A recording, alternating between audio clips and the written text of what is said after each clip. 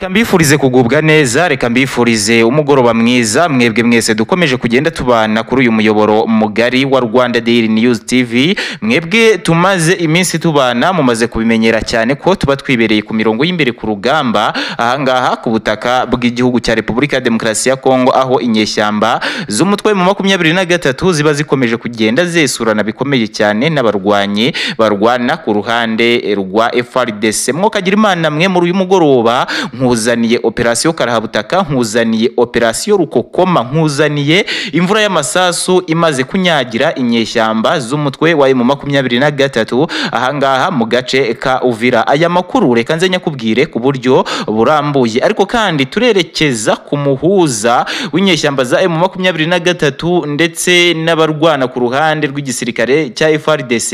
Iki ngiki ni igihugu cya Angola kiyobowe na Joao Lourenço. Ubu uyu nguyu akaba yamaze kugenda afatwa nk'umugambanyi ukomeye cyane, aho yatangaje ko uwitwa Antoine Félix Tshisekedi Tshilombo uyobora Repubulika ya Demokarasi ya Kongo haba hari imishyikirano n'izi nyeshyamba za M23. Ibi ngibi byamaze kuba byagenda bikurwaho urujijo. Uwitwa Perezida Antoine Félix Tshisekedi Tshilombo rwose yongeye guhakana ashize amanga ko nta gahunda afite yo kuba yaganira n'izi nyeshyamba z'umutwe wa M23. Aya makuru nayo ndayakubwira, ariko kandi harandi makuru ntarenza ingohe. Ndibuze kukubwira ko Abagande UPDF rwose bakomeje gusuzugurana bikomeye cyane n'ingabo za M23 ahangaha ku butaka bw'iki gihugu cya Repubulika ya Demokarasi ya Kongo. Ariko kandi hari inkuru ntarenza ingohe ntakubwiye.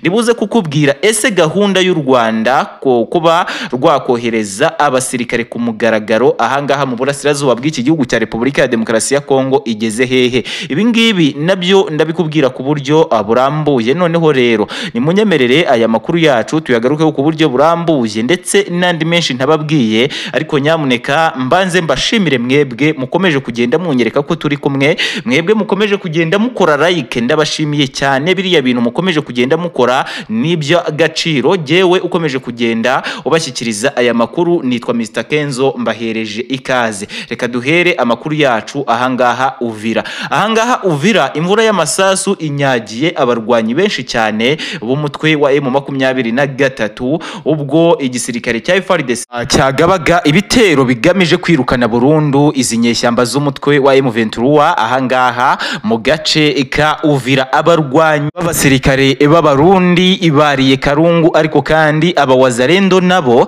barakubita agatoki ku kandi ntuze gusiga ingabo za FARDC mwenyewe. Abangaba bose bakomeje kugenda bavuga ko inyeshyamba z'umutwe wa M23 nta burambe bafite ahangaha Uvira. Ariko kandi reka twikomereze ahangaha mu gihugu cya Angola. Igihugu cya Angola ubu ngubu ngo ni umugambanyi ukomeye cyane, ariko ukomeye cyane w'igihugu cya Repubulika ya Demokarasi ya Kongo, ngo kubera ko Joao Lourenço yatangaje amagambo akomeye cyane kandi abeshya abakomeje kugenda bakurikiranira bya hafi intambara yaha mu burasirazuba bwa Repubulika ya Demokarasi ya Kongo. Umuyobozi w'igihugu cya Repubulika ya Demokarasi ya Kongo Antoine Félix Tshisekedi Tshilombo yamaze gukuraho urujijo rw'abari biteze ko agomba gushyikirana n'izi nyeshyamba z'umutwe wa M23. Perezida Antoine Félix Tshisekedi Tshilombo yagize ati nta mishyikirano mfite kugirana n'aba bagizi ba nabi bakomeje kugenda bica abaturage, bakomeje kugenda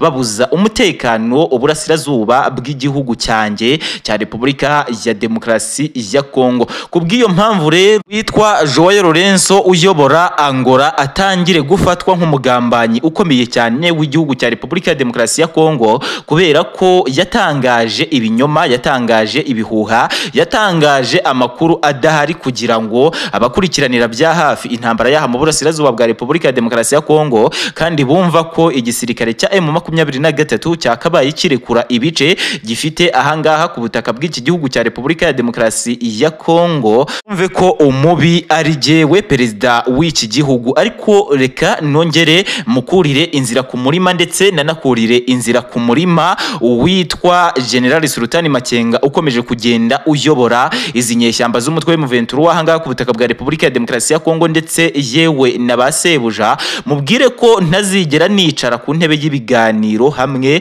nabo mu gihe nzaba nkicaye ku ntebe y'ubuyobozi ahangaha ku butaka bw'iki gihugu cya Repubulika ya Demokarasi ya Kongo. Aya ni amagambo yavuzwe n'umuyobozi mukuru w'igihugu cya Repubulika ya Demokarasi ya Kongo Antoine Felix Tshisekedi Tshilombo. Reka twikomereze amakuru yacu. Igisirikare cy'Abagande UPDF gikomeje kugenda kirebana ayingwe ku buryo bukomeye cyane n'abasirikare rwana ku ruhande rwa M23 ahangaha ku butaka bw'iki gihugu cya Repubulika ya Demokarasi ya Kongo. Uribaza uti ni ukubera iki izi nyeshyamba za M23 zikomeje kugenda zirebana ayingwe n'iki gisirikare cy'Abagande kiyobowe n'uwo bita Generali Muhozi Ikayine Rugaba? Reka mbikubwireho, igisirikare cy'Abagande kiragira kiti inyeshyamba z'umutwe wa M23 zakavuye Igoma, hanyuma Igoma hagakontororwa n'igisirikare cy'Abagande UPDF, mu gihe inyeshyamba z'umutwe wa M23 ibingibi zitabikozwa ahubwo zivuga ko igisirikare cy'Abagande UPDF